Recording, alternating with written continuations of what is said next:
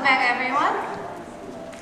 As we transition into our next session, we continue to spotlight excellence and innovation within our Yonsei community.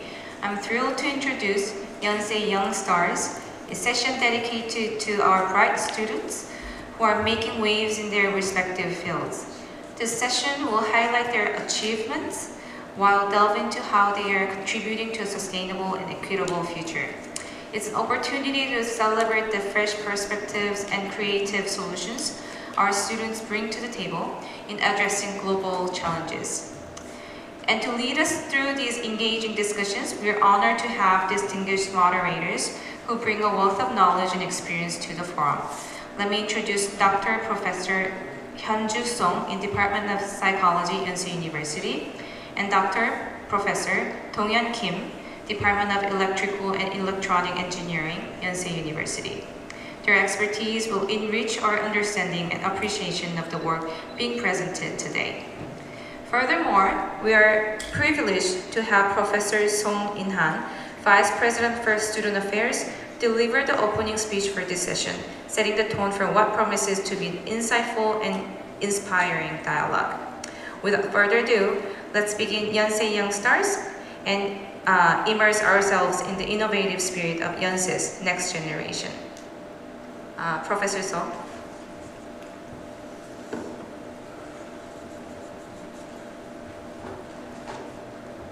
감사합니다. 처음 소개 영어로 해주시고 그 다음에는 우리말로 진행되는 걸로 알고 있습니다. 어제부터 진행되고 있는 GIF 2024를 가능하게 만드는 건 연세대학교의 모든 여러분들께서 함께 해주셔서 가능한 것 같아요. 그리고 특히 우리 대학원에서 많은 조언을 해주셨고 앞에 계신 송현주 전 부원장님, 김동현 전 원장님 너무 훌륭하신 학자들이신다. 지난 2년간 또 대학원 원장으로 애써주셨고 오늘 이 세션까지 같이 진행해 주셔서 다시 한번 감사드리고 여러분들 좋은 연구한 대학원 여러분들 다시 한번 감사와 환영합니다. 저는 오늘 한 10분 정도 동안 여러분들은 이미 지속가능 발전 목표 SDGs에 대해서 연구를 이미 하고 있다라는 말씀을 간단하게 드리면서 오늘 처음 오프닝을 하고자 합니다. 제가 코트를 하나 가져왔는데요. 찰스 캐터링이라는 미국의 엔지니어이기도 하고 또 정말 아이디어가 많은 사회철학자, 과학철학자신데 이런 표현을 썼습니다. 내 관심은 미래에 있다. 내 남은 삶을 거기서 보낼 것이기 때문에 여러분들이 하실 여러분들의 세상과 미래의 연구들이 정말 기대됩니다. 왜냐하면 저도 남은 삶을 다 미래에서 살 거니까요. 간단한 소개를 좀 하겠습니다. 이 로고는 많이 보셨을 텐데요. 유엔에서 2015년부터 2030년까지 진행하고 있는 지속가능 발전 목표, 즉 한 문장으로 한번 정리를 본다면 우리 세대의 행복과 미래 세대의 행복의 균형을 맞추는 발전이 지속가능 발전이라고 할 수 있겠습니다. 미래를 생각하지 않고 지금 현재만 행복하고자 하는 혹은 반대로 미래를 위해서 아무런 현재 발전을 하지 않는 것이 아니라 현재가 발전하되 미래가 행복할 수 있는 자원을 손상시키지 않는 발전이 우리가 추구하는 것이고 그런 지속 가능성을 위한 연구를 우리 대학에서는 하고 있죠. 2015년도에 발표한 UN SDGs는 빈곤을 없애는 것부터 전 세계적인 파트너십을 공부하게 하는 것 같이 17가지의 목표로 전 세계 모든 문제들을 조직화하고 169가지의 세부 목표들을 달성해 나가는 목표를 가지고 있습니다. 우리 연세대학교는 반기문 총장님께서 2017년도에 함께 하신 이후로 UN SDGs를 강조 직접 만드신 반 총장님의 아이디어를 연세대학교가 손을 잡고 2018년부터 GIF 행사를 계속하고 있고 올해 2024년까지 이어지고 있습니다. 그 중에도 우리는 미얀마의 인권과 평화라든지 다양한 전 세계적인 이슈에 대한 고민을 계속했고요. 우리 연세대학교에서는 한국 대학 중에 처음으로 지속가능 발전 목표에 대한 강의와 또 우리 연세대학교에서 하는 모든 연구를 지속가능 발전의 17가지 프레임으로 이렇게 분석하는 노력도 계속하고 있습니다. 그 결과 랭킹이 중요하진 않습니다만 TH의 랭킹 중에 하나가 사회적인 영향력을 얼마나 가지고 있냐라는 임팩트 랭킹에서 연세대학교는 작년에 전 세계 14위에 오를 만큼 우리 학교의 전략과 연구와 교육이 전 세계적인 영향력을 가지고 있다는 말씀드리고 싶습니다. 제가 오늘 강조하고 싶은 것은 여러분들은 제가 공부하던 때보다 훨씬 더 세계 시민으로 글로벌 시민으로 살고 계시는 시대라는 말씀을 하나 드리고 싶습니다. 여러분들이 살아가는 여러 삶, 연구자로서의 관심과 노력들이 결국은 세계 시민의 연구가 되시는 것 같은데요. 세계 시민의 정의를 유네스코에서 이렇게 하고 있습니다. 내 작은 세상에서만 사는 것이 아니라 다른 시간과 다른 공간에 사는 사람들과까지 나를 연결시킬 수 있는 능력, 그를 위해서는 나와 다른 상황에 있는 사람들의 환경, 그들이 어떤 삶을 살아갈지도 이해할 수 있는 공감의 능력이 세계 시민의 요건이다라는 얘기를 유네스코에서 하고 있습니다. 자, 그러면 생각보다 시간이 많이 갔으니까 지속발전 가능은 굉장히 긴 얘기일 수도 있지만 저는 간단하게 정리하면서 흔히 우리 사회에서 가지고 있는 지속가능 발전에 대한 오해가 어떤 것이 있는가 간단하게 나눠보고 싶습니다. 첫 번째는 지속가능 발전 목표만 왠지 외국 사람들이 뭐 영어로 하고 국제기구가 하는 것처럼 국제활동이다 같이 잘못 알려져 있었지만 실은 전 세계가 같이 하는 노력이지만 바로 우리 지구 위에서 우리가 속해 있는 모든 각각의 삶의 현장에서 만들어가는 것이 지속가능 발전이지 국제활동만이 아니다라는 오해를 안 해야겠다는 생각을 하곤 합니다. 자, 그 중에 하나로 전 세계 각국은 유엔의 지속가능 발전 목표를 자국의 상황에 맞춰서 융통성 있게 국가 지속가능 발전 목표로 만들고 있고요. 우리 대한민국도 마찬가지로 대한민국 국가 지속가능 발전 목표로 우리 상황에 맞는 용어들과 목표로 진행을 하고 있습니다. 현재는 제4차 지속가능 발전 기본계획 국가에 의해서 2021년에서 2040년까지 진행이 되고 있습니다.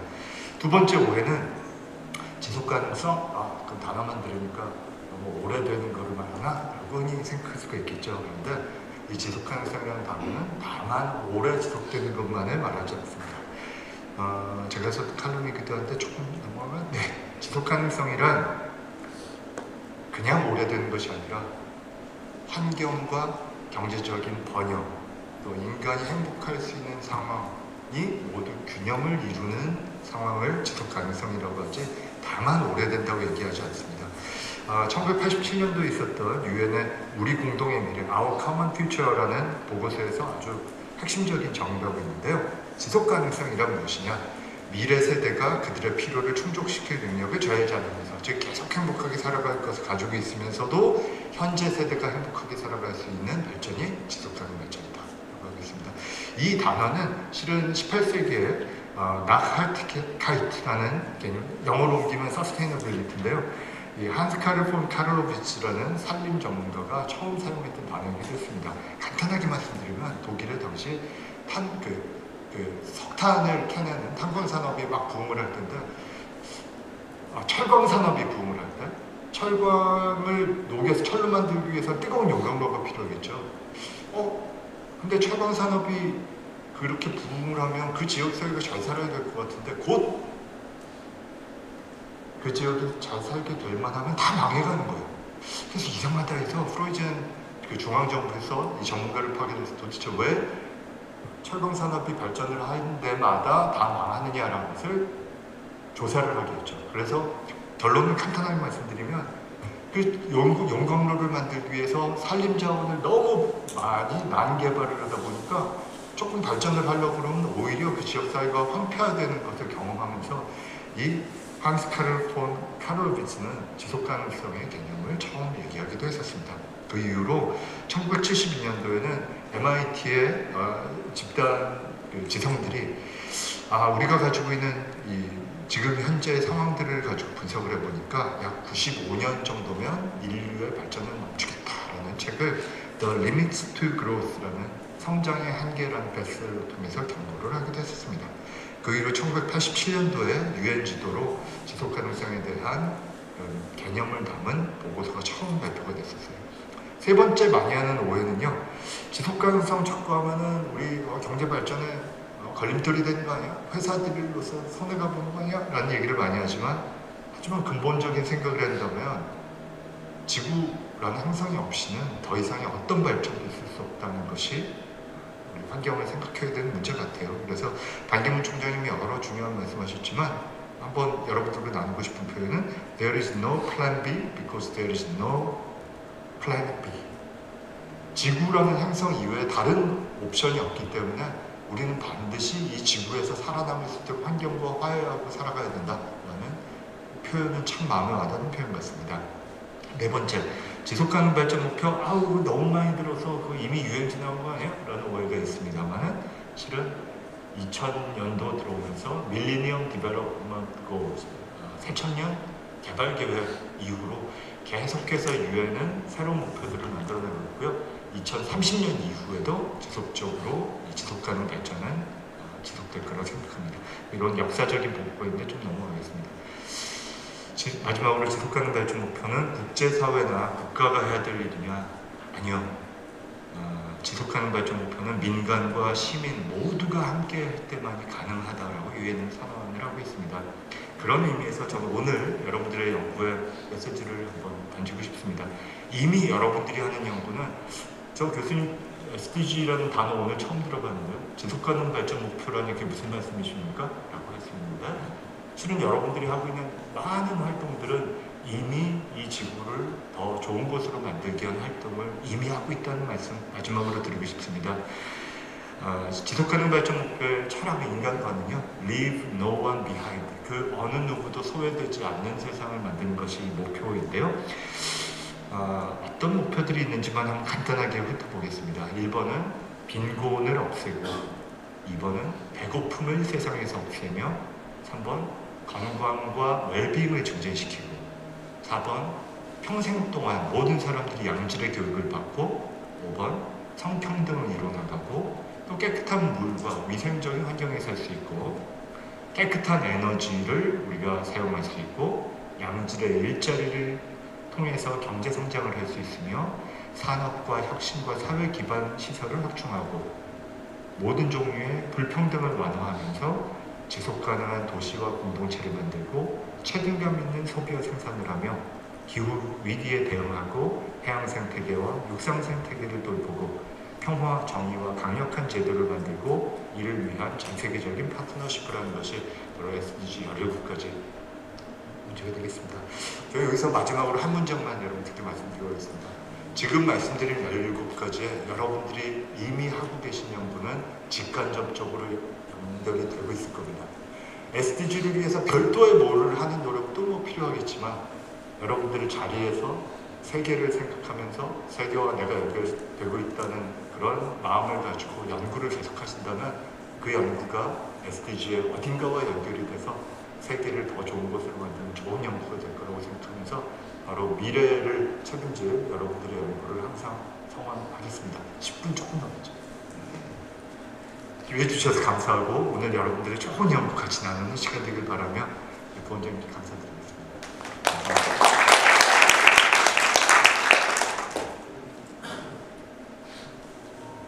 예, 좋은 발표해 주신 송인환 교수님께 다시 한번 감사드립니다. 지속가능한 사회를 위한 대학원생들의 연구가 어떤 방향으로 되어야 되는지에 대해서 좋은 말씀을 해주신 것 같습니다. 그러면 이제 본격적으로 이제 대학원생들 발표 세션을 시작하도록 하겠습니다. 오늘 총 7분의 이제 발표자의 발표를 듣게 될 테고요. 각 발표자들께는 10분의 발표 시간이 주어집니다.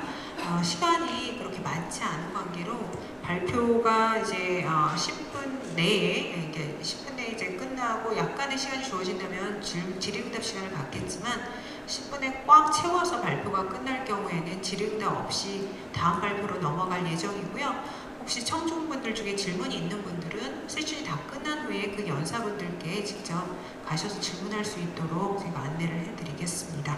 예, 그러면 오늘 첫 번째 발표를 해주실 분은 방로사 학생이시고요. 스포츠응용산업학과 석사과정생입니다. 박수로 환영 부탁드립니다.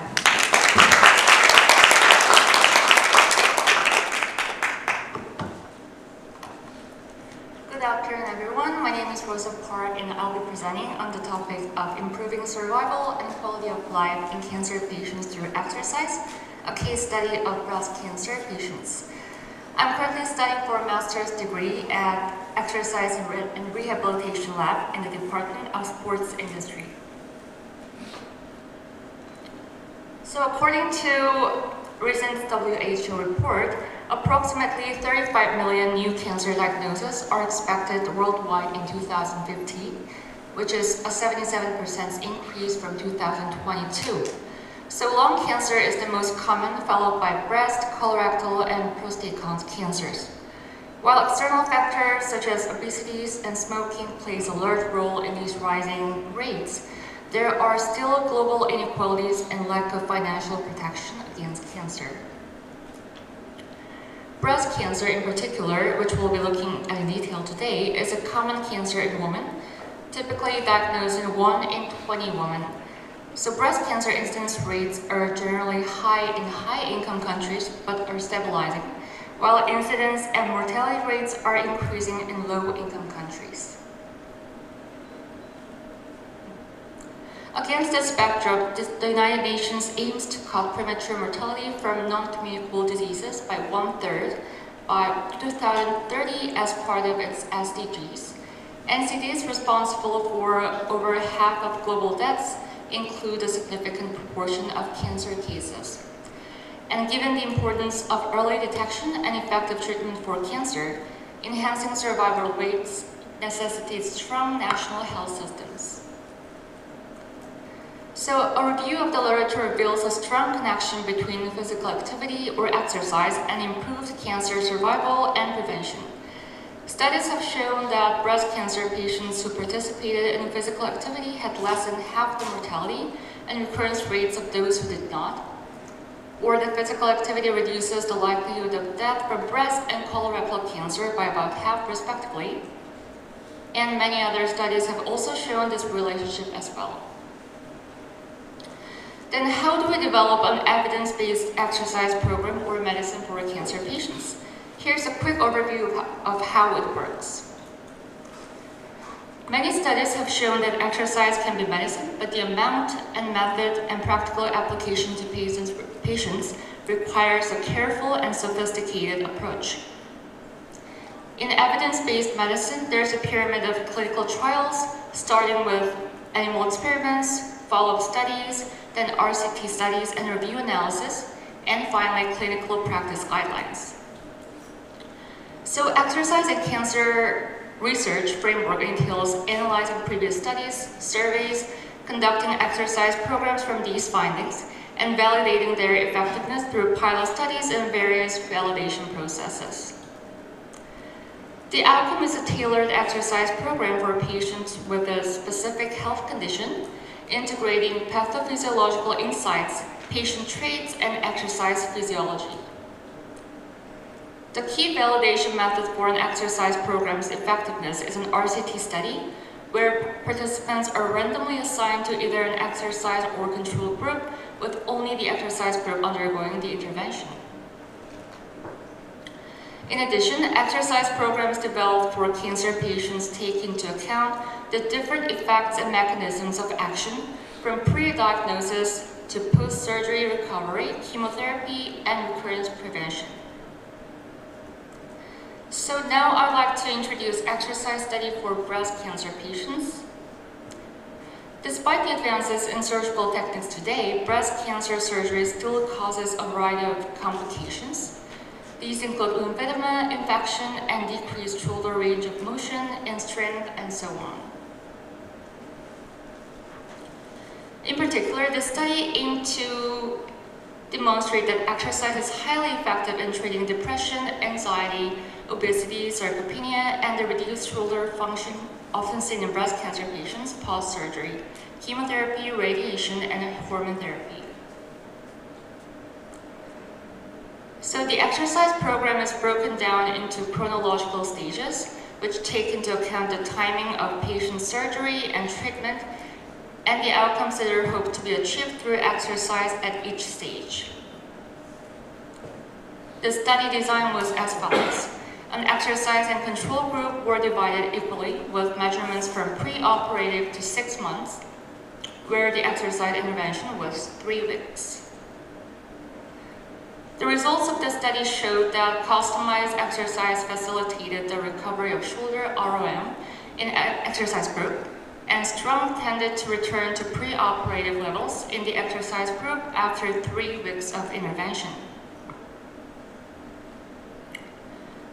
When looking at over 90% recovery from pre-operative at 1 and 6 months after surgery, the exercise group had significantly higher recovery rates for baseline in both ROM and strength.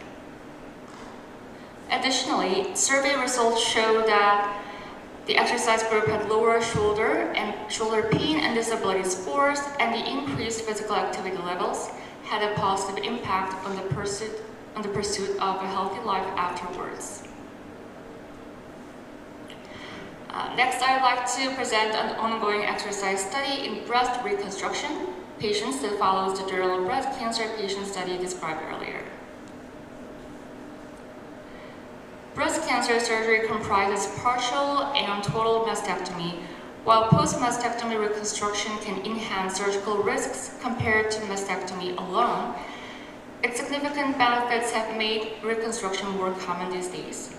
And breast reconstruction is broadly divided into implant and autologous tissue reconstruction. Prior to RCT study, we first conducted a cohort study to see how shoulder and trunk function changed over time. We looked at the recovery of shoulder and trunk strength and RM by reconstruction type and time after surgery.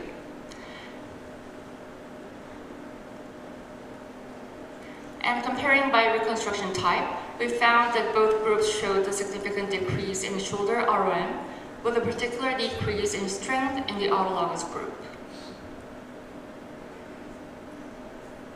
So based on the results of the study, we designed an RCT study with the primary outcome variable being recovery of shoulder and trunk function. The study flow is as follows. A total of 72 patients will be divided into an exercise and control group with 1 month of exercise intervention and 6 months of observation for change.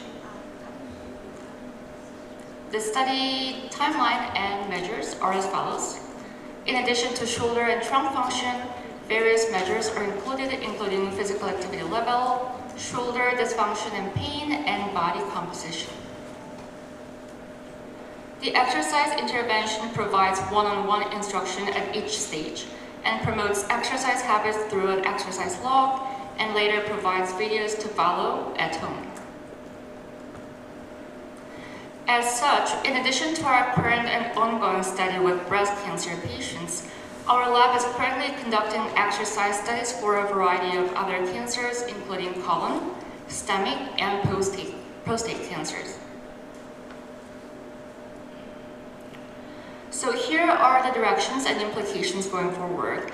As mentioned earlier, cancer inequalities still exist in under-resourced countries, so equitable efforts are required across the continuum of care from diagnosis to treatment to survival. This requires continued global efforts to reduce treatment inequalities and improve survival, and our long-term mission is to ensure that an appropriate and effective exercise medicine is widely available. Before I conclude, I would like to share with you a documentary that recently appeared on Netflix called Live to 100 Secrets of the Blue Zones, which follows the lives of people in the world's longest lived regions. And what they all had in common is that they moved naturally, ate in moderation, and stayed active. This healthy lifestyle will not only lead to a reduction in cancer, but also to the health of the world's population, and hopefully the health of nations, and I eagerly look forward to that day. Thank you so much for your attention. 감사합니다. 네, 시간도 아주 잘 맞춰서 발표를 해주셨고요. 네, 고맙습니다. 그럼 바로 다음 발표를 듣도록 하겠습니다. 다음 발표자는 Department of Communication의 주정아 학생입니다. 박수로 환영 부탁드립니다. 네, 안녕하세요. 온라인에서 정신질환 정신질환 환자의 자기 노출과 도움 추구 행위 관계 분석에 관한 발표를 맡게 된 언론홍보 영상학 주정아입니다. 발표에 앞서서 본 연구는 헬스 커뮤니케이션 수업에서 제출한 페이퍼를 일환으로 발표는 기본적인 이론적 논의, 모델 제시, 그리고 향후 연구가 추가적으로 진행이 된다면 지속가능 발전 목표를 달성하는 데 어떻게 기여할 수 있는지 간략하게 제시한 후에 마무리하도록 하겠습니다. 네, 정신질환 문제는 17가지 지속가능 발전 목표 중 3번째 목표에 해당합니다. 모든 연령대 인구의 건강을 보장하고 복지를 증진하고자 하는 3번째 목표는 9가지 세부 목표를 가지고 있는데요. 그중 4번째 세부 목표는 2030년까지 예방 및 치료를 통하여 비전염성 질병으로 인한 조기 사망을 3분의 1로 낮추고 정신건강 및 복지를 증진하는 데 초점을 두고 있습니다. 보건복지부의 2021 정신건강 실태조사에 따르면 대한민국 성인의 4명 중 1명은 정신건강 문제를 경험하지만 정신질환을 진단받은 사람 중 12.1%만이 전문가의 도움을 받는 것으로 나타났습니다. 그렇다면 왜 이렇게 정신질환 서비스 이용률이 낮을까요? 일반적인 질병의 경우 발병 이후 조기 집중치료, 지속적인 치료를 거쳐 회복의 과정으로 이어집니다. 하지만 정신질환의 경우 첫 발병 이후 치료의 지연이 발생하고 이는 치료의 중단, 재발, 만성 중증화의 단계로 이어지게 되어서 악의 순환고리를 형성하게 됩니다. 이때 치료의 지연이 발생하는 것은 정신질환 환자가 증상과 낙인이라는 이중고에 시달리기 때문입니다. 증상뿐만이 아니라 낙인에 따른 편견과 차별의 고통에도 노출되는 것입니다. 그렇다면 이런 치료의 지연 문제를 어떻게 해결할 수 있을까라는 문제에서부터 연구 모델을 고안하게 되었습니다. 회복 탄력성을 수반하는 온라인상의 자기 노출이 어떻게 치료의 지연을 야기하는 낙인의 수준을 낮추고 궁극적으로는 도움 추구 행위로까지 이어질 수 있는지 그 메커니즘을 분석하고자 하였습니다. 자신이 정신질환 환자임을 고백하는 자기 노출은 탈억제와 인지적 재평가의 효과를 지닙니다. 부가적인 인지적 노력을 요하는 감정의 억제를 완화하고 감정을 유발한 사건을 추상적인 감정을 구조적인 감정으로 재해석할 수 있게 되는 것입니다. 그래서 좀 더 자신이 겪은 사건을 총체적인 관점에서 바라볼 수 있게 되는 것입니다. CMC는 대면 커뮤니케이션과 달리 익명성이 보장되는 공간적 특징을 가지게 됩니다. 숨길 수 있는 낙인이라는 사실은 현실에서 자신에 대해 노출하는 것이 실제적인 위협으로 이어질 수 있다는 것을 의미합니다. 은폐 가능한 낙인은 언제 들킬지 모른다는 불안으로 이어져 정신질환자를 사회로부터 고립되게 만들고 침묵하게 만듭니다. 이때 시각적 익명성이 보장된 온라인 공간에서 자기 노출은 심각한 신변의 위협을 초래하지 않으면서도 사회에 자신의 존재를 드러낼 수 있는 효과를 가지게 됩니다.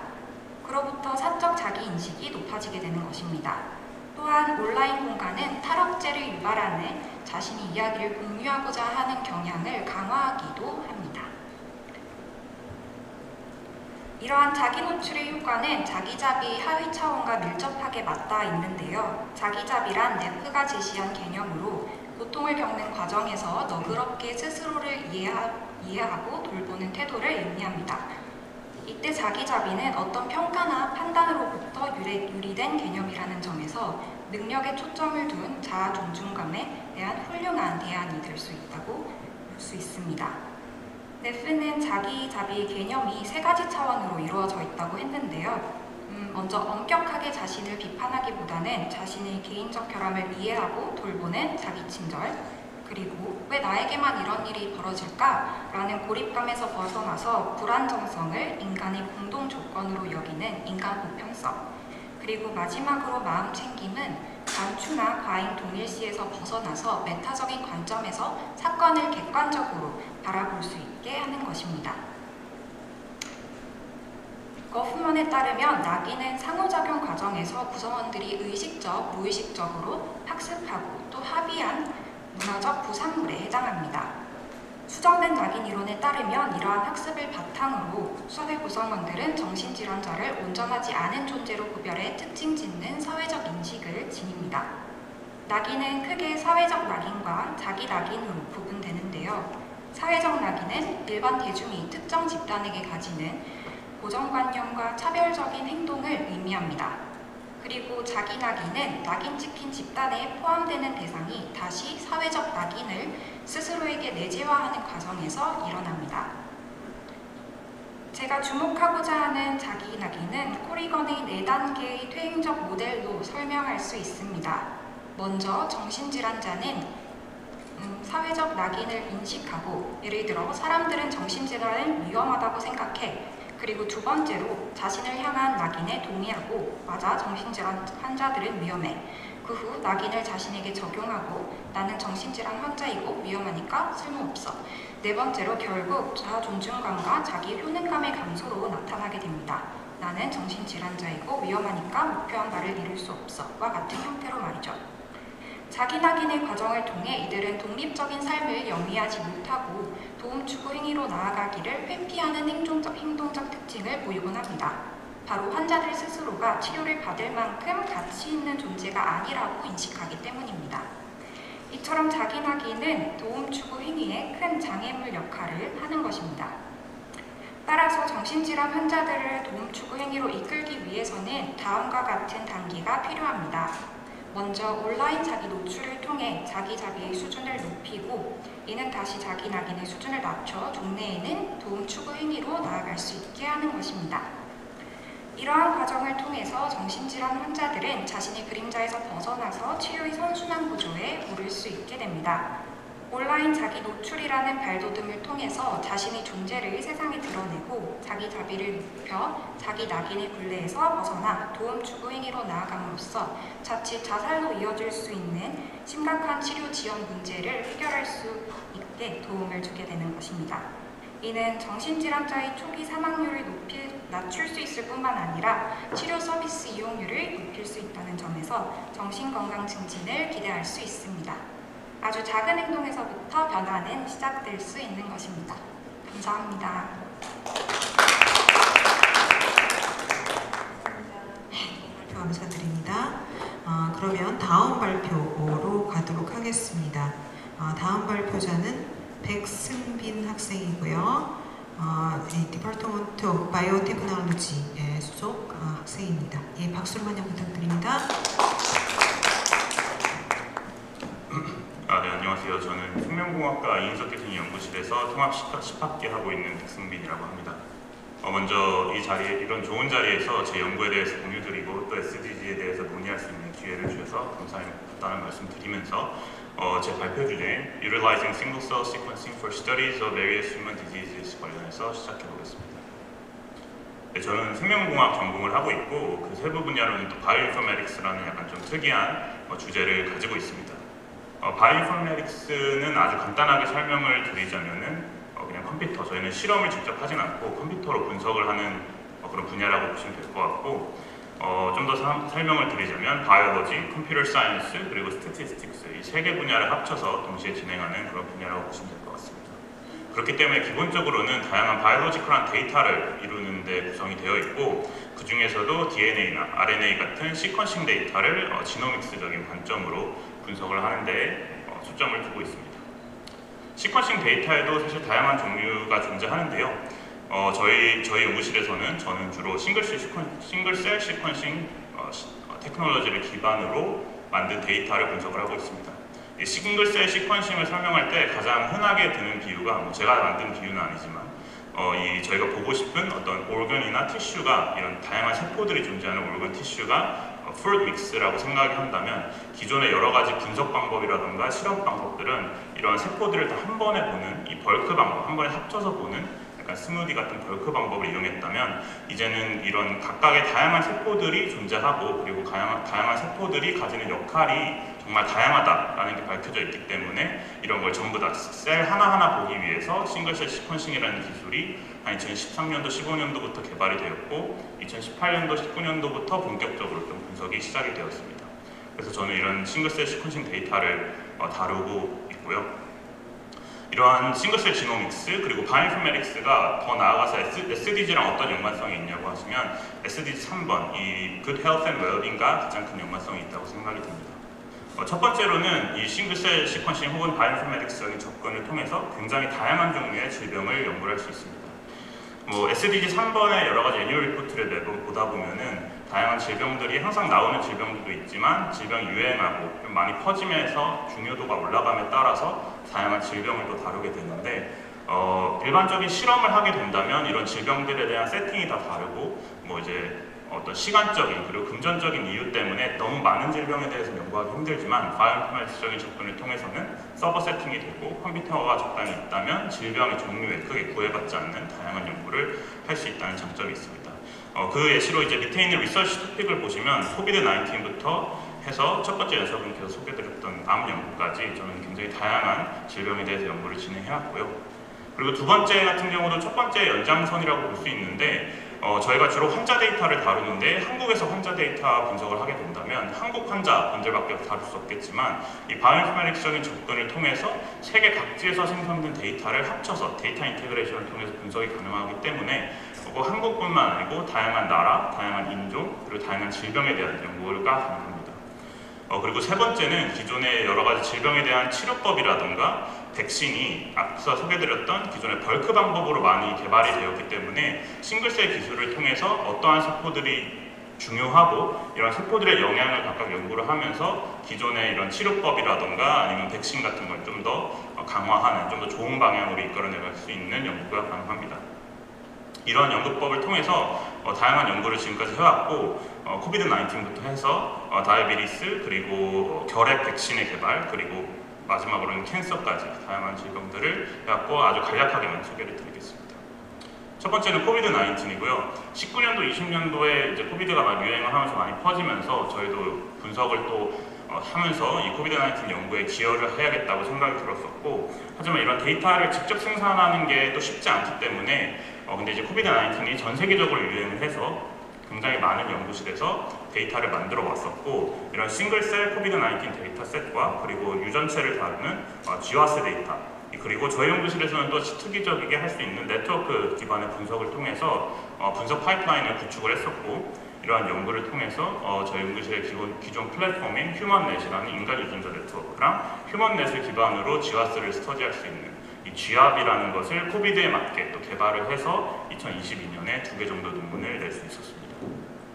그 다음은 박쥐에 관련된 연구인데요. 이 박쥐 같은 경우는 이 당뇨랑 연관지어서 연구를 진행했었고 이점 같은 경우는 이제 UCSF랑 하버드 연구진들과 같이 진행했었습니다.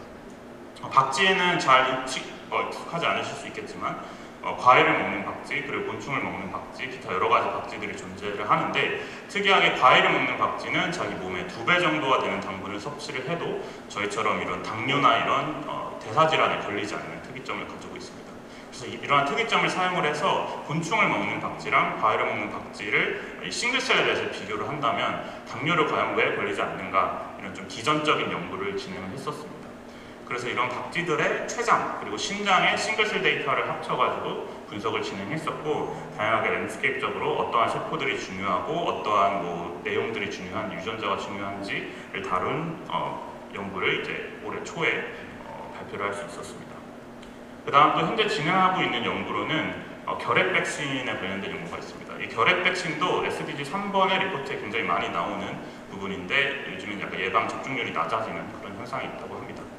BCG가 결핵 백신의 거의 유일한 결핵 백신인데 BCG가 굉장히 유용하고 많이 쓰이고 옛날부터 쓰이긴 했지만 가장 큰 문제점은 유아기에 맞고 나서 20년, 30년이 지나면 약간 효율성이 떨어지는 부분하고 그리고 성인 결핵에 대해서는 약간 예방력이 부족하다라는 단점이 있습니다.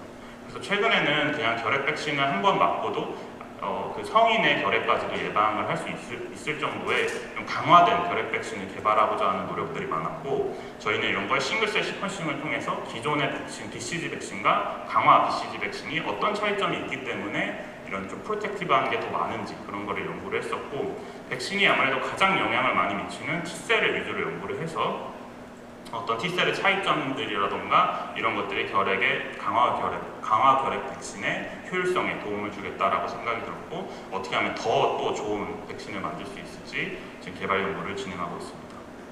마지막으로는 사실 저희 연구실에서 중점적으로 진행하는 건 이 암에 대한 연구라고 보시면 될 것 같습니다. 당연히 전 세계적으로 굉장히 많은 환자분들이 암에 걸리게 되고 이 치료 비용 같은 게 굉장히 비싸기 때문에 효율적인 치료 그리고 환자에 맞는 치료를 제공하는 게 굉장히 중요합니다.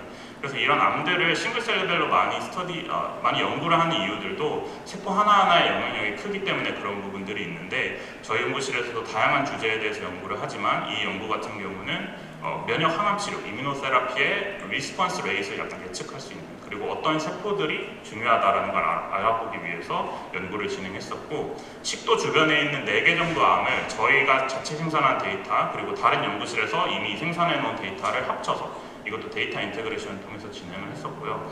그래서 뭐 어떤 세포들이 중요하고 그런 세포들의 진 시그니처를 사용해서 실제 환자분들의 이런 진 시그니처를 통해서 리스폰스를 예측할 수 있는 그리고 어떻게 하면 이 트리트먼트를 더 증가시킬 수 개선할 수 있는 이런 점들을 연구를 해서 지금 논문 준비 중에 있습니다. 그래서 마무리를 해보자면 이 싱글셀 기술은 아까 설명드렸다시피 한 15년도 그리고 본격적으로는 18년도 정도부터 상용화가 되고 굉장히 최근 만들어진 기술이긴 하지만 많은 연구실에서 사용을 하고 점점 확대되고 있는 분야라고 보시면 될 것 같습니다. 그렇기 때문에 저희 랩뿐만 아니고 전 세계 굉장히 많은 랩들, 많은 기관에서 이런 기술들을 사용해서 데이터를 만들고 있고요.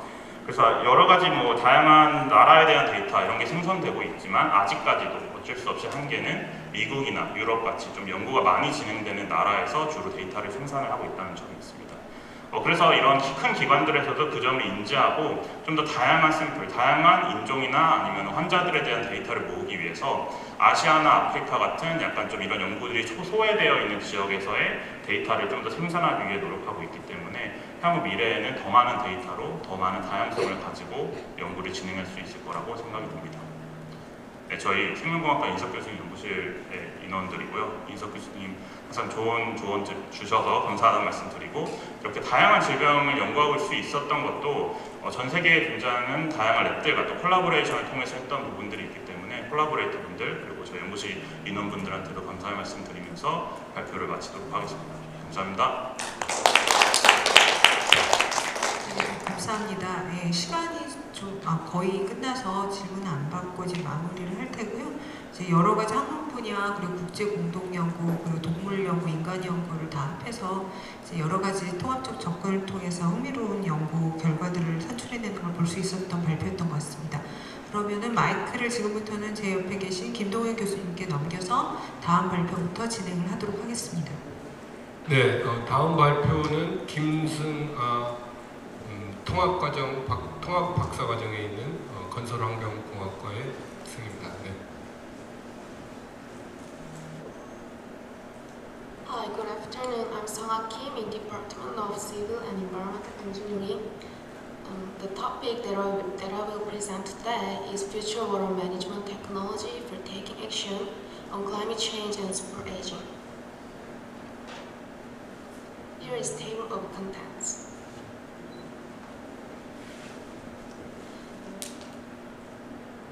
These days, we are facing two significant turning points: climate change and aging society. These are changing our approach to food, water, and health. The food security crisis is accelerating, whereas food demand is surging by climate change. Furthermore, as it became inevitable to be a super aging society, people are getting interested in their own health and hygiene, as well as the demand of water. However, due to climate change, the changed water cycle causes increasing water issues, including depletion of water, variability, and so on. To prepare this complex crisis, a sustainable water management strategy is essential to ensure the availability of safe and clean water. From ancient Rome, human has been developed water system in this way. We are living in the end of third evolution. And what is next? Have you guys wondered before? The next must include these points that I mentioned. Korean system has been developed like this. To solve the water problems these days, with technical and political supports and developments, we are focusing on smart water management using ICT. Now let us briefly look about the current status of Korean water and its major problems. We achieved many successes. First, we succeed in managing water based on large dams. In Korea, 70% of annual rainfall is unusually concentrated in summer, and water use is centered on surface water. The large dam is the solution to complement for this vulnerability. Second, central government and a few elite groups have made decisions and executed, because not only the penetration rate of water supply and sewage, but also water management grow rapidly. But there are two drawbacks. First, the current policy provided a short-term plan which hinders in including preemptive measures to the current climate change impacts. Secondly, the governmental elite is not fully embedded in local government level. Even in these successes, there are some regrets. First, high development stress caused an increase in impervious surface area, which disrupt the water circulation. As penetration decreased, surface runoff increased. Because the groundwater levels to lower and increased water problems such as water loss and urban flooding. Second, because the current water management system is too centralized, too big and wide to manage, it is hard to respond to unpredictable failure and disasters. Now I'm going to talk about three big problems. First, it is difficult to manage the aged water infrastructure which is centralized, too wide and big. According to statistics, the outdated water infrastructure occupied about 50% in 2020. But it turned out it is expected to increase up to about 80% by 2025. The second is that water disasters such as urban flooding and overflow caused by climate change are increasing. It is affecting not only climate change, but also the current intensive water management and correction system. The third is that as the economy has been growing rapidly, along with the water management, water quality problems also has been emerging. Let's go last part. This is a comparison of current water management system in Korea and the West. I'll skip here. Then what is a resilience system? Resilience means, in easy word, bounce back. So a resilient system includes the capabilities to absorb the impact imposed by the risk and recover to a functional level. The left figures further well explain when a system is resilient to a risk. When exposed to an impact risk, a resilient system can bounce back quickly. Compared with a vulnerable system, a resilient system remains stable regardless of an external stress because of its high degree of flexibility to its experimental change. At this time, low diverse system can be easily vulnerable to any change in environment or policy. On the other hand, a system with a high diversity can require more inputs to control the more complex system, but can easily adapt to a new change by providing options suitable for the new environment. Therefore, the system flexibility and component diversity are key factors determining the degree of resilience of a system.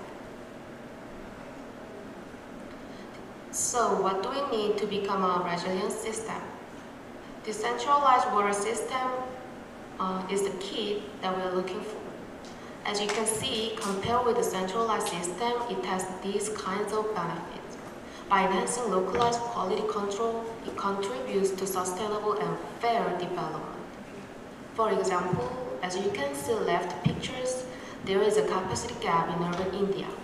Capacity gap means that there are insufficient treatment facilities for the amount of sewage generated. The centralized system is the solution for these problems. Also, as you can see outside pictures, it shows that a house using a system that purifies water by itself. This system is an innovative approach to securing water. Like this, the centralized system is very useful. We can expect the centralized system to make it possible to reuse water immediately and the circulation of water and resources. Wastewater is no longer a waste, but a resource.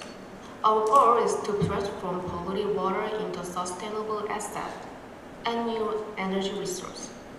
This map shows global water stress in 2040. We can see clearly how dangerous the water situation is. To protect our water from this crisis, many countries are trying to increase the recycling of wastewater into drinking water supplies. Following this centralized system, we can say that this resource circulation technology is an also essential element. Anaerobic treatment is an innovative method of treating wastewater resulting in energy production. It is the process that microorganisms break down organic matter in an oxygen-free condition. This technological solution surpasses aerobic methods in many aspects, such as reduced sludge production, CO2 emissions, energy consumption, and produced biogas. However, because these processes are sensitive, they can be supported by more careful automation systems to improve reliability and adaptability. Finally, vacuum source system is a green fix for old sewers or bag accepting tanks. It uses suction to move waste to one place. As you can see, it has these kinds of benefits. This system represents an innovation that can achieve sustainable waste treatment with less infrastructure. Also, it can basis for move towards even more innovative public system.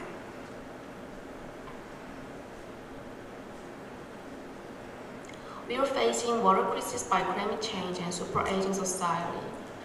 For prepare this complex crisis, we need for sustainable water management to secure food and water supply and health. This study introduced the current status of water management programs and innovative technologies, and it can be said to show the direction of a fourth water revolution. Thank you. 감사합니다. 다음으로 넘어가겠습니다. 다음 연사는 정상윤 학생이고요. 도시공학과의 박사과정 학생입니다.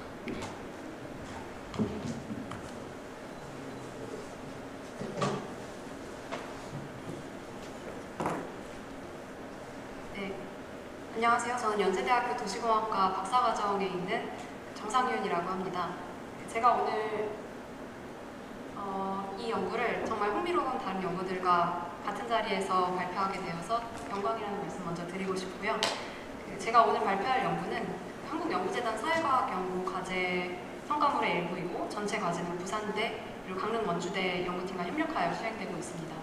오늘 발표에서 제가 소개해드릴 내용은 폭염의 영향 아래에 있는 직종들을 취약성의 기준에 따라 유형화하고 직종의 군집별로 공간적 분포의 변화를 분석한 결과를 소개해드리려고 합니다. 지난 몇 년 동안의 여름을 저희가 직접 경험하면서 느꼈듯이 전 세계적으로 폭염 일수와 폭염의 지속 기간이 늘어나고 있는 전 세계적 추세가 확인되고 있습니다. 이에 따라서 기후변화의 속도를 늦추는 기술적이거나 공학적인 방법에 대해서 논의가 진행되고 있는 한편 다른 편에서는 기후변화가 개인의 안전과 건강에 어떠한 영향을 미치고 그리고 이는 곧 국가와 지역의 경제에 어떻게 변화를 일으키는지 연구함으로써 기후변화의 영향에 선제적으로 대응하려는 노력이 이루어지고 있습니다. 그리고 이러한 노력들은 SDG 8번 지속가능하고 포용적인 경제 성장이라는 목표에 기여하고 있고 저희의 연구도 그럴 수 있기를 바라고 있습니다. 이와 관련된 경제학 그리고 산업보건 분야의 연구들은 주로 폭염의 발생이 개인의 노동공급 의사 아니면 건강 그리고 산업부문별 생산 등에 미치는 경제적 영향을 검토하거나 폭염 영향에 특히 취약한 직종들을 선별하는 연구들이 수행되어 왔습니다. 이때 이렇게 폭염의 영향을 연구할 때 개인의 직종을 중요하게 다뤄야 하는 이유는 개인의 일상적 경제활동의 상당 부분을 직종을 통해 설명할 수 있기 때문입니다. 근로시간은 일상의 큰 부분을 차지하고 있고 그리고 근로환경, 직무 등과 같은 직종 특성은 개인의 폭염 노출 정도를 설명할 때 정말 유용하게 활용될 수 있습니다. 그리고 여기에 더해서 개인의 폭염 취약성 경제적을 측정하기 위해서는 개별 근로자의 사회 경제적, 직업 환경적, 그리고 신체적 특징이 함께 고려되어야 합니다. 왜냐하면 똑같이 폭염에 노출되더라도 업무 환경에 대한 이해도, 그리고 신체 능력, 그리고 개인의 일자리 안정성과 같은 요인들에 따라서 폭염에 대한 민감도와 적응 능력이 달라질 수 있기 때문입니다. 이러한 개념적 틀에 기초해서 각 지역의 취약 집단 규모를 산출하고, 그리고 지역에 특화된 정책적인 지원 방안을 마련할 수 있을 것입니다. 이러한 배경하에서 본 연구는 다음과 같은 목표를 갖고 수행되었습니다. 우선 비슷한 수준으로 폭염에 노출되는 폭염 취약 직종들 사이에서 이질성, 사회경제적, 직업적 측면에서 이질성이 존재하는지 확인했습니다. 그리고 위계적 분집 분석을 활용해서 이들을 더 작은 집단으로 유형화했습니다. 두 번째 부분은 이 집단별로 분류된 폭염 취약 근로자들이 공간적 분포가 우리나라에서 10년간, 2010년부터 2020년까지 어떻게 달라졌는지 탐색적으로 분석하였고, 그리고 나서는 공간 마르코프 체인 모형을 활용해서 앞으로 10년 뒤, 2030년에는 어떻게 분포가 달라질지 확인해 보았습니다. 우선 직종별 폭염 노출 수준을 측정하기 위해서 조작적 정의는 다음과 같이 설정을 하였는데요. 직종별로 평균을 내었을 때 업무 중 실외에서 근무하는 시간, 그리고 극단적인 온도에 노출되는 시간이 모두 전체 근로시간의 25%를 초과하는 경우 폭염에 노출되는 직종이라고 정의하였습니다. 그런 다음에는 이제 선행 연구들에서 폭염 취약성에 영향을 미친 요인들이라고 파악된 12개 변수들을 직종별로 수집하였고, 여기 간단히 설명드리자면 위에서부터 직종 종사자 중 고령자의 비율, 아니면 신체적 활동의 강도, 그리고 이 비정규직의 비율, 그리고 소득, 이런 변수들이 분집 분석에 사용되었습니다.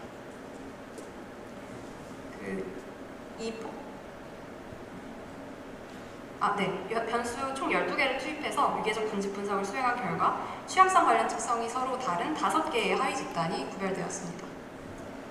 다음으로는 폭염에 취약한 근로자들이 우리나라의 어느 지역에 주로 분포하고 있는지 확인했고, 그 다음에는 이들이 서로 분집하여 분포하는지 아니면 서로 흩어져서 분포하는지 확인하기 위해 공간적 자기 상관성 분석을 수행하였습니다.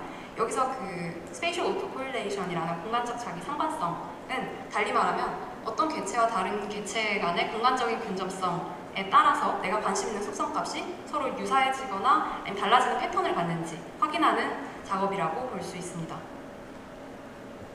이 폭염 취약 근로자의 분포를 확인할 때 공간 자기 상관성이 중요할 수 있는 이유는 국토공간 전반에 걸쳐서 폭염에 취약한 근로자가 얼마나 불균등하게 분포하고 있는지 정량적으로 측정할 수 있는 방법이기 때문입니다.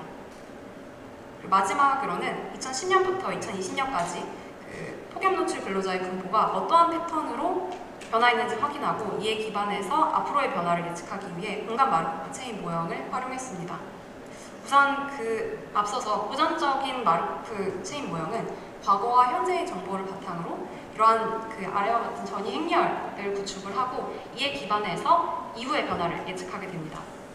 여기에서 공간적 자기 상관까지 고려한 모형이 공간 마르코프 체인 모형입니다.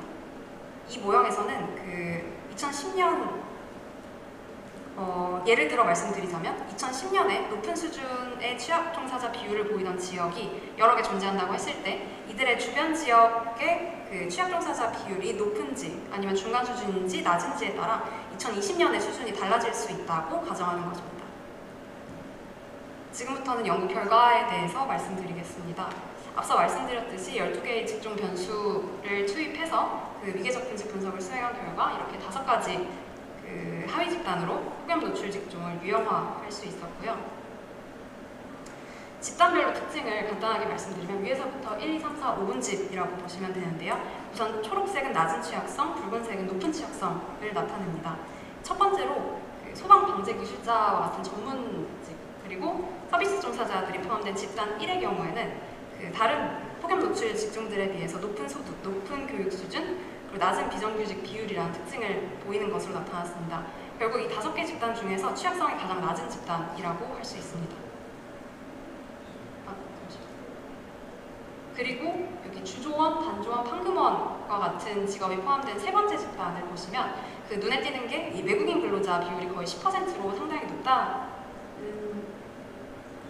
10%로 상당히 높다는 그 점입니다. 그리고 그들의 임금은 상대적으로 높은 편이었고 업무 중의 안전 수칙에 대해서는 잘 교육받고 있는 편인 것으로 나타났습니다. 이들은 대체로 대조업 부분에서 수요가 굉장히 높은 직종들이나 최근에는 자동화의 영향으로 고용이 감소할 가능성이 상당히 높은 직종들이기도 합니다. 그리고 그 다음으로는 이제 방문노점 판매 관련직, 청소원과 같은 직업이 포함된 네 번째 집단인데요. 이들은 여성과 고령층의 비율이 높았고 신체 활동의 필요성은 낮았습니다. 이들은 그 5개 집단 중에 소득이 제일 낮고 제일 잘 적고 비정규직 비율이 높아 가장 취약한 폭염 노출 집단 중 하나라고 할 수 있습니다. 그리고 마지막 집단도 그 작물 재배, 어업 관련 그리고 건설 기능 종사자들인데 이들은 교육 수준이 제일 낮고 소득도 낮은 편에 속해 그 네 번째와 함께 취약성이 낮은 집단에 속합니다. 그리고 전국적으로 이러한 폭염 노출 직종 종사자들이 어떻게 공간적으로 분포하고 있는지 상대적 집중도를 나타내는 LQ 지수를 지도상에 나타내어 보여드리겠습니다. 난 전체 종사자들, 그 폭염 노출 직종 종사자들을 보면은 수도권과 광역시를 제외한 비수도권의 상대적 집중도가 높다는 것을 확인할 수 있고요. 뭐 예를 들어 말씀드리면 여기 2010년 같은 경우에는 그 가장 LQ가 높은 지역이 경북의 의성군인데 그 지역 내 전체 종사자의 약 70%가 폭염 노출 직종에 종사하고 있는 것으로 나타났습니다. 그리고 2020년으로 넘어갔을 때 변동이 크지는 않았고요. 그리고 다음 하위 집단별로 중요한 부분만 말씀을 드리자면 여기 집단 3 같은 경우에는 이제 아까 말씀드렸듯이 주조원, 단조원, 판금원 같은 직종이 포함되는데 이들은 상대적으로 공간적 집중이 명확하게 눈에 띄는 것으로 나타났습니다. 보시면 그 제철소와 제조업단지가 위치한 광양, 당진, 포항과 같은 주변 지역 그리고 그 주변 지역에 상대적 집중도가 상당히 높았고 10년 뒤에 그 비율이 늘어나는 확산되는 것을 확인할 수 있었습니다. 그리고 마지막으로 작물 재배, 어업 관련 종사자, 건설 기능 종사자 등이 포함된 5번째 집단은 전남과 경북의 소도시에 강한 상대적 집중도를 보이고 있었습니다. 그리고 이 폭염 노출 직종 종사자들의 공간적 자기 상관도를 확인해 보았는데요. 여기 경북과 전남 지역에 강한 하이하이 군집, 그리고 서울과 수도권 일부 지역에 강한 로로 군집이 형성되어 있는 것을 확인할 수 있었습니다. 시간 관계상 마지막 결론으로 넘어가도록 하겠습니다. 결국 지금까지의 연구 결과에서 도출한 결론은 다음과 같습니다. 취약성의 측면에서 보았을 때 폭염 노출도가 높은 직종들 사이에서도 이질성이 발견되었습니다. 이들은 소득, 외국인 근로자 비율, 비정규직 비율, 그리고 근로의 불규칙성 등의 속성에서 차이점을 보이는 것으로 나타났고요. 다음으로 폭염 취약 근로자들의 공간적 집중은 주변 지역에 영향도 받을 수 있는 것으로 나타났습니다. 이 공간적 자기 상관성의 크기는 직종 집단마다 좀 달랐는데 이는 직종과 관련된 산업 그리고 요구되는 숙련 유형의 특성에서 기인한다고 해석할 수 있습니다. 이처럼 똑같은 수준으로 폭염에 노출되더라도 취약성이 직종마다 다를 수 있고 취약한 직종들은 공간적으로 불균등하게 분포하고 있다는 사실은 기후변화가 심화하고 기상이변 현상이 더 잦아졌을 때 지역에서 발생하는 생산성 감소 아니면 산업재해 같은 경제적 피해의 규모가 지역마다 상이할 수 있다는 점을 시사합니다. 이에 대비하기 위해서 집단 3, 5와 같이 공간적 집중 정도가 강하고 분포의 변화가 어느 정도 예측 가능한 폭염 취약 직종에 대해서는 장소 기반의 지원 정책을 실시하는 것이 더 적절할 수 있고 반대로 노동력에 대한 수요의 변동이 크고 공간적 분포가 시간의 흐름에 따라 쉽게 변하는 집단 2, 4에 대해서는 장소 기반의 정책보다는 법제도 차원의 대응이 더 효과적일 것입니다. 이상으로 발표 마치겠습니다. 네, 발표 감사합니다. 제가 사는 지역이 계속 언급되는 게 참 신기하네요. 네. 다음 발표로 넘어가도록 하겠습니다. 정치학과의 박사과정에 있는 문예찬 학생이 발표하겠습니다. 네, 안녕하세요. 저는 현재 정치학과 박사과정에 있는 문예찬이라고 하고요. 제 주제는 이제 지속가능 발전 목표를 통해서 어떻게 한반도의 평화, 특별히 산림 분야에 대해서 평화 촉진할 수 있느냐에 대한 주제입니다. 그래서 이 연구는 산림청의 지원을 받아 진행된 연구 중 일부를 수정 및 보완해서 발표를 하는 것을 말씀드리고요. 여기 주제에서 볼 수 있듯이 포레스트, 그러니까 살림, 그리고 피스, 평화, 그리고 함께 다양한 목표들이 진행되는 그 파트너십을 볼 수 있다는 점에서 SDG 15번과 16번, 17번 목표를 중점으로 하고 있지만 앞으로 연구에서 볼 수 있다시피 굉장히 다양한 SDG 목표와 연결되고 있다는 점을 할 수 있겠고요. 특별히 사실 이러한 연구에 대해서 많은 분들이 이제 의문을 가질 수 있습니다. 최근의 남북관계는 굉장히 좋지 않고 북한은 이제 공식적으로 통일을 포기한 상태이고 남한을 이제 불멸의 주적이라고 규정한 상태에서 과연 이 연구가 왜 필요한가? 하지만 많은 분들이 알고 있다시피 사실 독일의 경우에도 동독의 1974년 헌법 개정을 통해서 통일을 포기한 바 있지만 1990년에 통일을 했다는 점에서 우리나라 역시 북한의 통일 포기와 상관없이 지속적으로 관련된 연구를 진행할 필요가 있다. 특별히 국제사회에서 계속해서 북한과 인계지를 하고 협력이 진행되는 상황에서 과연 한국의 입장에서 어떤 식으로 접근할지는 굉장히 큰 시사점을 전달해준다고 사료가 됩니다. 그래서 이 연구의 배경은 사실 이 그림에서 보였다시피 한 5년 전이죠. 2018년까지만 해도 남북관계가 굉장히 활발해졌지만 최근에는 좋지 않습니다.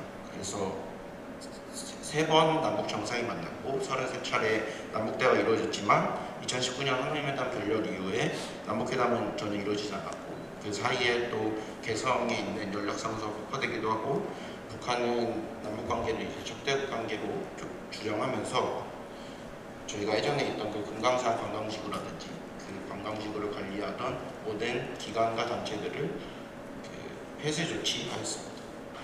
하지만 이러한 연구가 왜 필요하냐면은 남북관계와 상관없이 국제사회는 계속해서 북한과 연계를 하고 있고 이러한 점이 기존에 우리가 진행하고 있던 남북협력과 굉장히 다른 차이를 보이기 때문에 이 부분에 주목해서 연구를 진행하고자 했습니다. 그래서 다음과 같은 흐름에 따라 진행되는데 우선 이 산림 분야 수준을 맞춰서 지금까지 국제사회와 북한이 어떤 식으로 협력을 했는지를 보고 이게 남북 산림 협력과 어떤 차이를 보이는지에 주목합니다. 그래서 이러한 그 차이를 보는 것은 저희가 지속적으로 강조하고 있는 SDGs, 그러니까 지속가능 발전 목표가 어떤 식으로 조응되고 있는지에 주목해서 남북 산림 협력의 한계를 도출하고 앞으로의 발전 가능성을 지원하고자 합니다. 그래서 국제사회 산림 분야 개발 협력은 쉽게 말하자면 확장성과 연계성이라고 할 수 있습니다.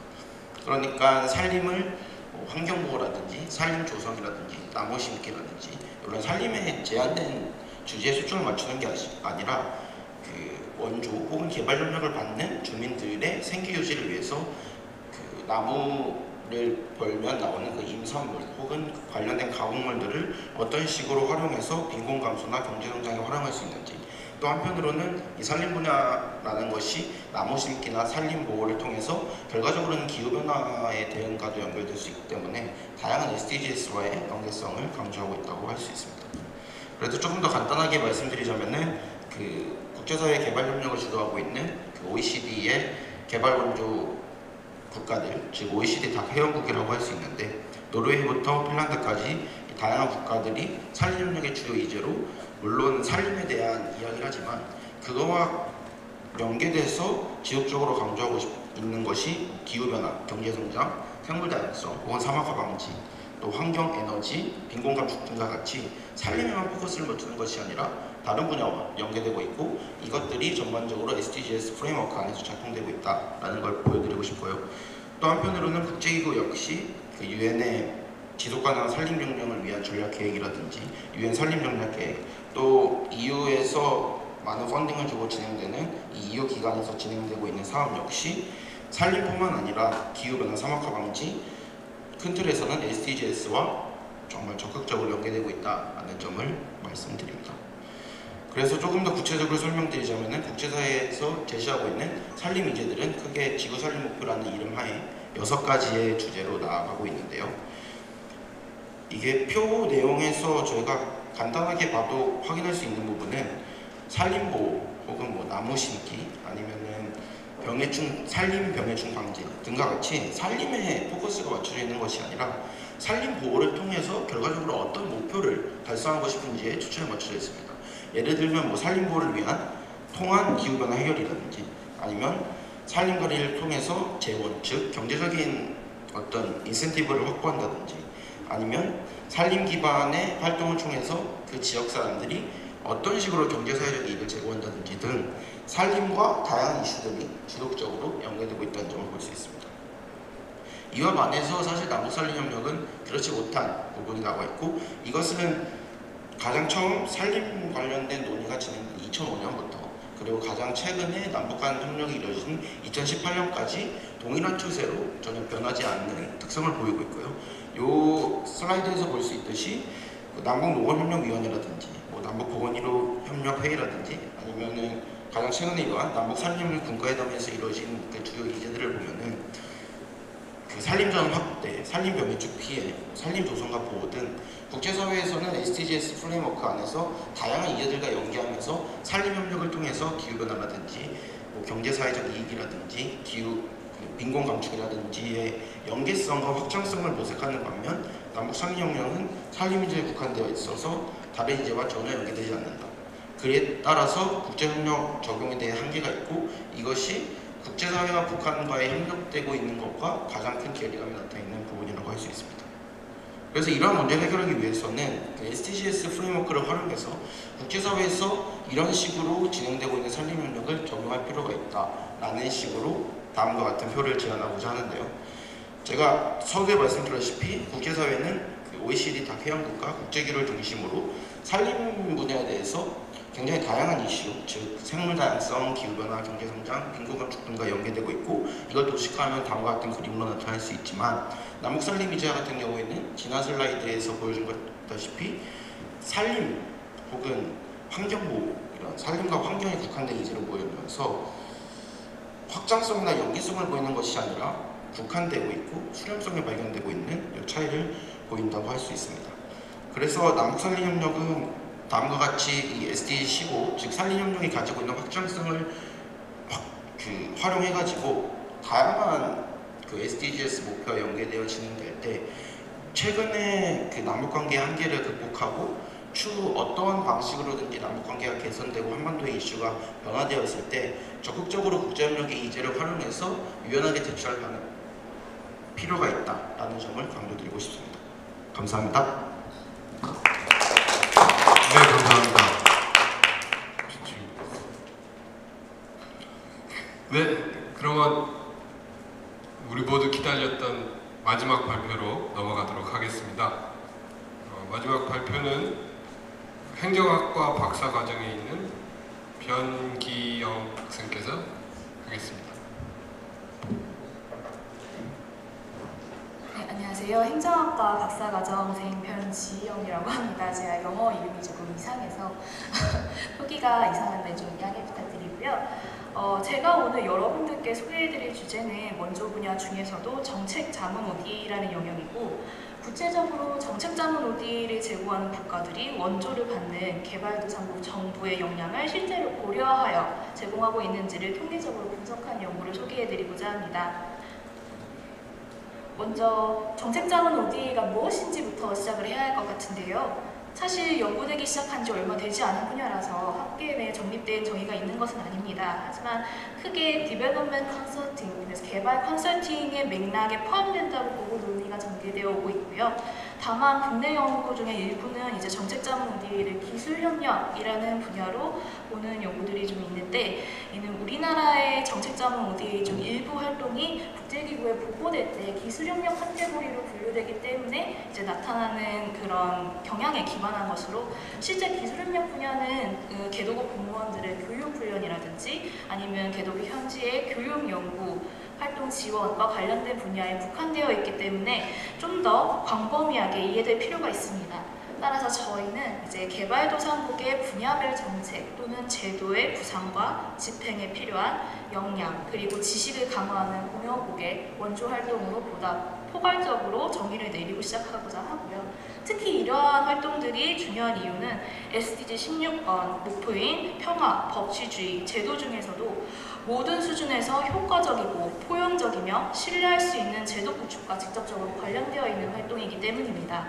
보다 세부적인 서브 타겟 중에서는 6번과 7번, 즉 제도의 효과성, 신뢰성, 투명성 증진과 그리고 정책 결정 과정에 있어서 반응성, 포용성, 참여성, 대표성 보장과 관련이 깊은 영역이라고 할 수 있겠습니다. 또한 이러한 정책 자문이 세부 분야별 정책의 설계와 집행과도 관련이 있기 때문에 다른 SDG 부분과도 이제 간접적으로 연관되는 기초적인 영역이라고 할 수 있겠습니다. 이러한 중요성을 갖는 정책 자문 ODA 분야를 보다 총체적으로 그리고 엄밀하게 정의 내리기 위해서 저희는 이제 OECD의 CRS 보고 체계에서 활용하는 분류 체계를 활용하였고요. 원조를 제공하는 모든 공역국들은 사실 OECD의 공역국 보고 체계 CRS에 매년 구체적인 사업별로 모든 그 원조 금액과 사업 성격을 분류하여 보고하도록 되어 있습니다. 그래서 그 중에서도 이제 원조 사업의 목적을 분류하는 5자리의 목적 코드가 있는데요. 첫 번째 자리는 원조 사업의 4가지 대분류를 나타내는 코드로서 사회 인프라 서비스가 1번, 경제 인프라 서비스가 2번, 생산 부문이 3번, 마지막 기타 다부문이 4번 이렇게 4가지로 분류가 되어 있습니다. 가운데 2자리는 좀 더 구체적으로 사회보장, 교육, 보건과 같은 세부 분야를 나타내고요. 마지막 2자리는 세부 사업의 성격을 나타내는데 저희는 그 중에서도 정책기획 및 자문활동과 관련된 마지막 2자리가 10으로 끝나는 목적 코드만을 활용을 해서 분류를 진행을 했습니다.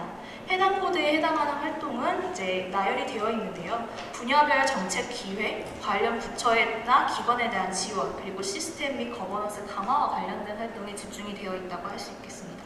그래서 구체적인 사업을 현지에서 실제로 수행을 하는 것은 또 다른 코드이고요. 이러한 사업을 설계를 하고 관련 부처에 대한 자문을 지고하는 활동들이 이런 10 코드에 포함이 된다고 이해를 하시면 되겠습니다.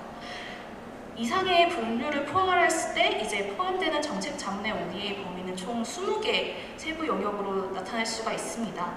그 중에 사회 인프라 서비스에서는 사회보장, 교육, 보건, 인구, 물정책, 공공정책 분야들이 포함이 되고요. 경제 인프라 서비스 중에서는 교통, 통신, 에너지, 금융, 비즈니스 분야가, 그리고 생산 부분에서는 농림, 수산업, 광업, 그리고 건설, 무역, 관광정책들이 포함이 되고 마지막 다부문에서는 환경정책이 포함이 되는 것을 확인하실 수가 있고요.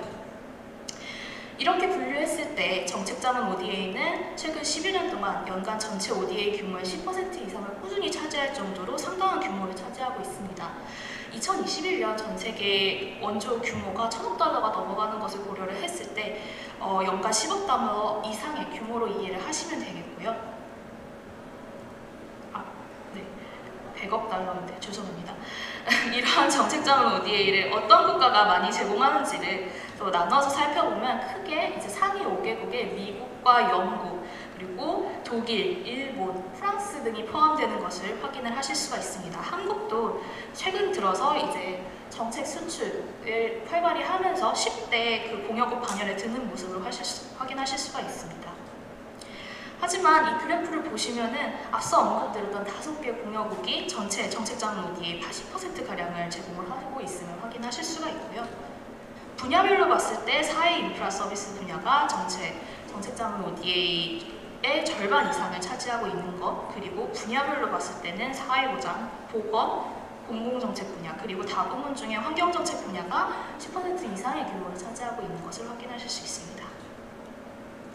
이상과 같이 중요한 역할을 담당하고 있는 정책자문 ODA가 과연 수원국 정부의 역량을 제대로 반영을 해서 제공이 되고 있는지를 분석하기 위해서 저희는 다음과 같은 연구 프레임워크를 하에서 통계 분석을 진행을 했습니다.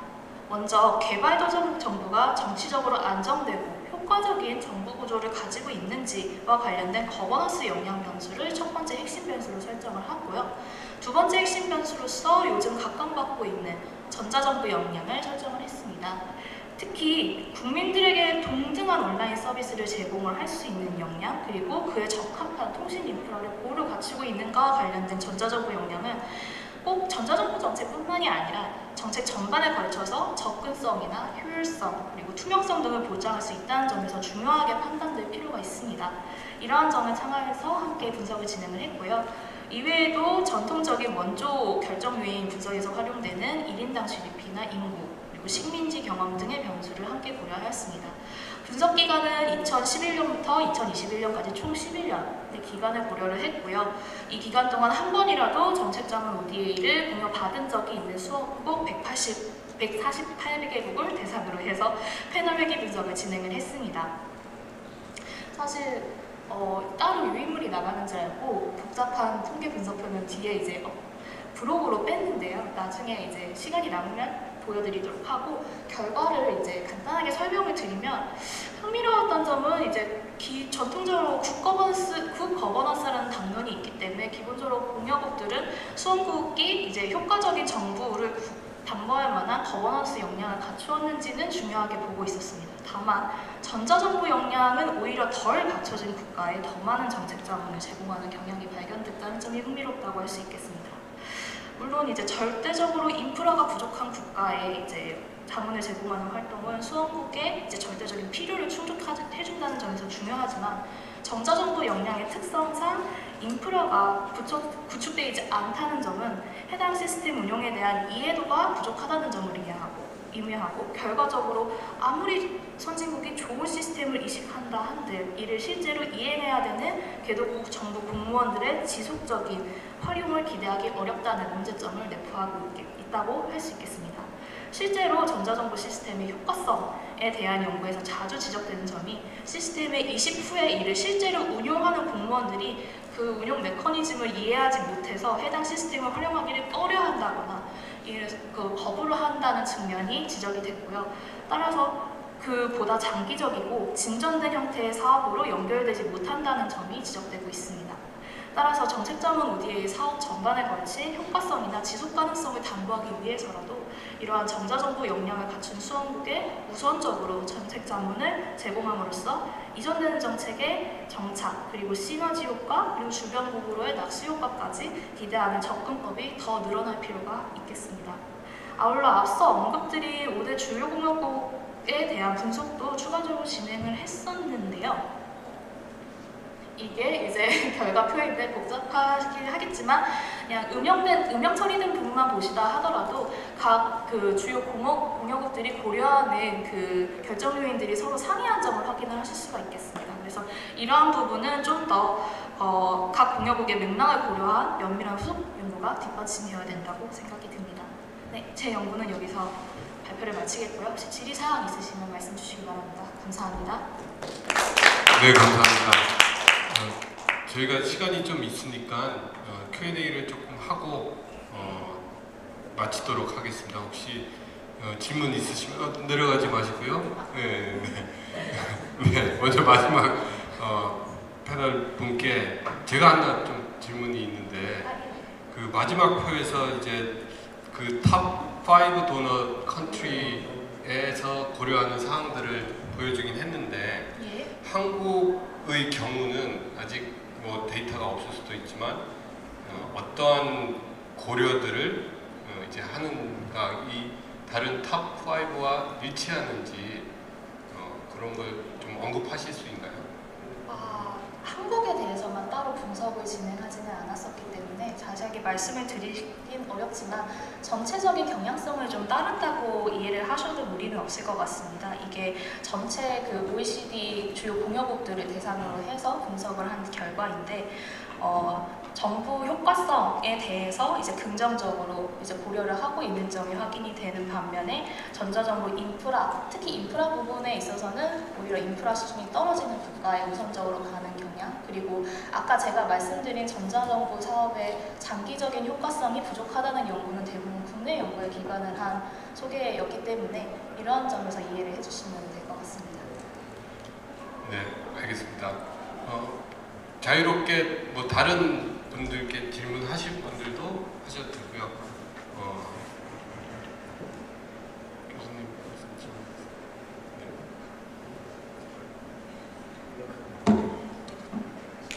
네. 네, 감사합니다. 다시 한번 박수. 감사합니다. 자유롭게 좀 시간이 남아서 질문을 받을 수 있는 시간인데 거의 이제 마무리 시간이라 많이 나오지 않겠지만, 시간이 있으니까 제가 한 가지 질문만 하겠습니다. 아까 정상윤 선생님 발표를 할 때 그 폭염이 이제 지역별로 이제 영향을 주는 게 좀 다를 수 있다고 하는데, 이게 지역의 영향보다는 그러니까 소셜 클래스의 영향 때문에 나타난 지역차인 거잖아요. 사실 어떻게 보면 엄연히 보면 소셜 클래스에 대한 영향을 보는 것 같고, 아니면 이 지역의 어떤 물리적 특성이라든지, 아니면 꼭 이게 자연 환경도 있을 수 있고, 아니면 인공 환경, 인공적인 건설 환경에 따른 어떤 폭염의 영향 때문도 이 지역차의 영향에 기여를 주는 요인이 될 수 있는 건지. 근데 선생님의 연구에는 그냥 그런 그룹, 직군의 그룹들의 영향만 본 것 같은데 거기에 대해서는 혹시 답변을 해주실 수 있나요? 네. 네, 일단 좋은 질문 해주신 점 감사드리고요.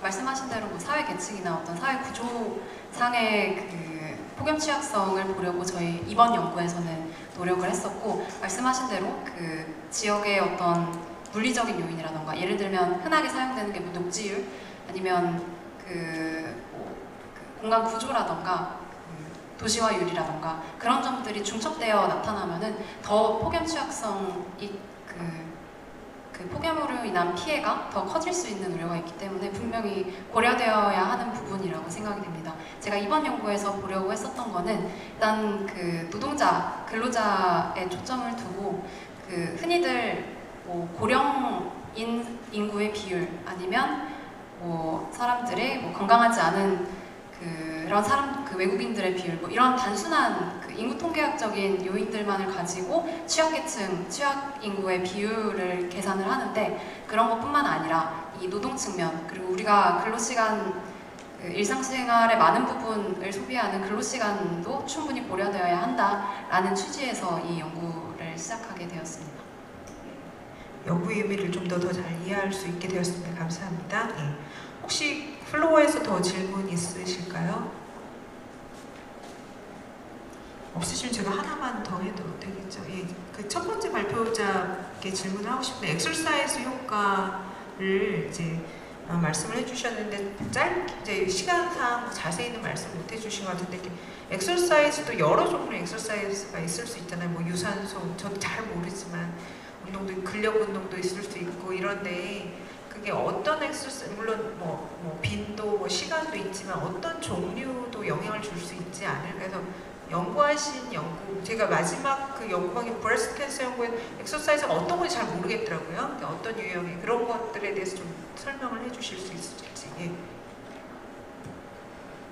저희가 일단 연구실에서 지금 이제 암 환자분들 대상으로 개발하고 이제 처방을 드리는 이제 운동 프로그램들은 기본적으로 제가 시간 관계상 그 부분을 디테일하게 넣지는 못했는데 중요한 부분이기는 합니다. 근데 이제 정말 브로드하게 보면은 스트레칭과 레지스턴스 운동으로 나뉘고요. 그래서 이제 예를 들어 유방암 환자 같은 경우에는 뭐 상지 가동 범위에 이제 제한이 오시는 분들한테 스트레칭을 통해서 이제 ROM 향상, 그리고 이제 근력 운동을 통해서 이제 스트렝스 약해진 부분들을 좀 이제 강화시켜주는, 그래서 일단 운동의 종류는 그렇게 나뉘고요. 그리고 원리는 이제 약해진 근육은 강화시켜주고, 이제 타이트해진 근육들은 완화시켜주는 원리로 저희가 운동 프로그램은 구성을 하고 있고, 그리고 거기에 이제 강도별로 또 나뉘는 부분들이 있어서 뭐 초저강도에서 고강도별로, 그래서 타임별로 저희가 또 이렇게 그걸 세분화시키고요. 그 안에 이제 점점 환자분들의 체력이 올라오시면 또 유산소가 같이 포함이 되고,